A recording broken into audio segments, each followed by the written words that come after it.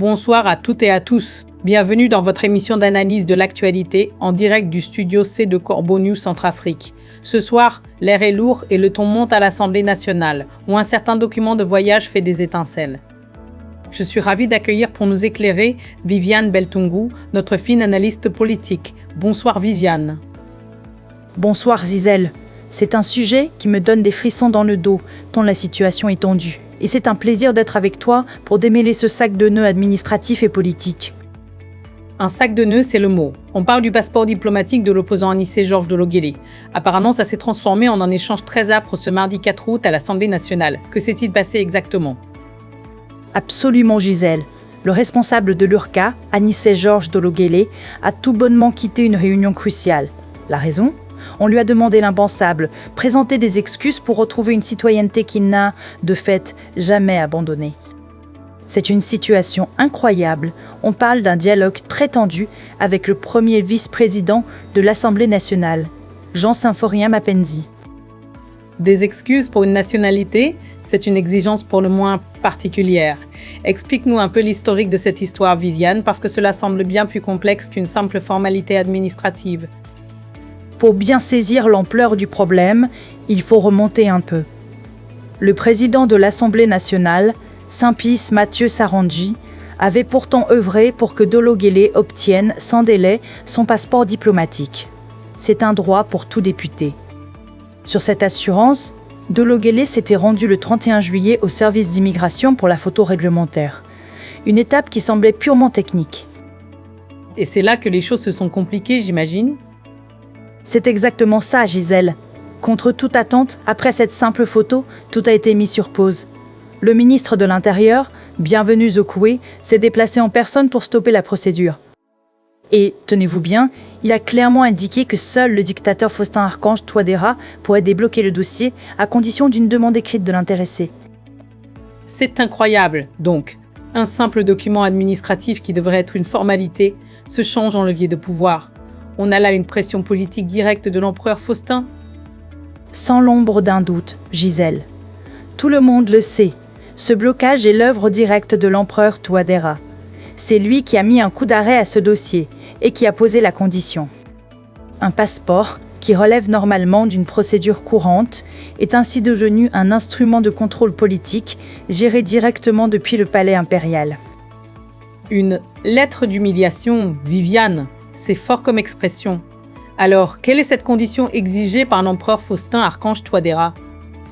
La condition est la suivante. Dologuélé doit rédiger une lettre manuscrite à l'attention du palais impérial, dans laquelle il devrait solliciter sa réintégration dans la citoyenneté centrafricaine.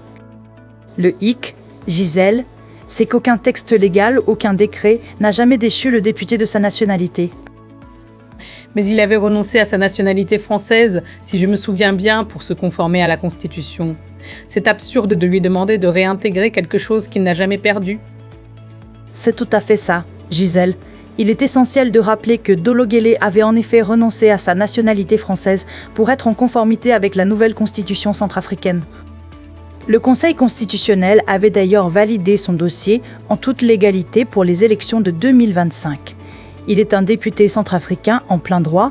Lui demander de réintégrer une nationalité qu'il possède déjà, c'est dénué de tout fondement juridique. C'est une mise en scène manifeste, et c'est l'empereur lui-même qui en dicte les termes. Une mise en scène, un vrai sketch politique. Et Dologuélé, lui, il dénonce un ciblage évident. Il doit se demander pourquoi moi. Exactement. Malgré les efforts de Simplice Mathieu Sarandji, qui avait personnellement intercédé auprès de l'empereur Touadéra, ce dernier a été catégorique. Dologuélé doit impérativement faire cette demande écrite. Pas de lettre, pas de passeport. Point final. Sarandji, se retrouvant bloqué, a alors chargé son premier vice-président, Jean Symphorien Mapenzi, de discuter de cette exigence avec Dologuélé. Et c'est là que la rencontre a tourné à l'affrontement, n'est-ce pas ? Précisément. La rencontre de ce mardi a viré à un véritable choc politique. Dologuélé, devant le bureau de l'Assemblée nationale, a demandé de façon claire pourquoi il était le seul visé par une telle mesure. Il a rappelé que Simplice Mathieu Sarandji lui-même, qu'il nomme frère, est de nationalité française et n'a jamais eu à se justifier. Il a également mentionné le deuxième vice-président de l'Assemblée, dont la double nationalité, moitié chinoise, moitié centrafricaine, n'a jamais posé le moindre problème. Et d'ajouter que plusieurs membres du gouvernement se trouvent dans des situations similaires, sans être le moins du monde inquiétés. Dologuélé a donc refusé, catégoriquement, de s'abaisser à solliciter la réintégration d'une nationalité qu'il n'a jamais perdue. C'est une position de principe, mais cela ne règle pas la situation. Alors, quelle suite à ce refus, Viviane? Face à l'inflexibilité de Dologuélé, le premier vice-président, Jean Symphorien Mapenzi, a promis de s'entretenir à nouveau avec Sarandji pour trouver une nouvelle voie. Pour l'heure, rien n'est résolu. Cette affaire de passeport diplomatique interroge sur les pratiques politiques au sein de l'Assemblée nationale et la protection des droits des députés. Et derrière cette bataille politique, il y a une urgence personnelle pour Dologuélé, n'est-ce pas? Une question de santé. Oui, Gisèle, et c'est le plus frappant.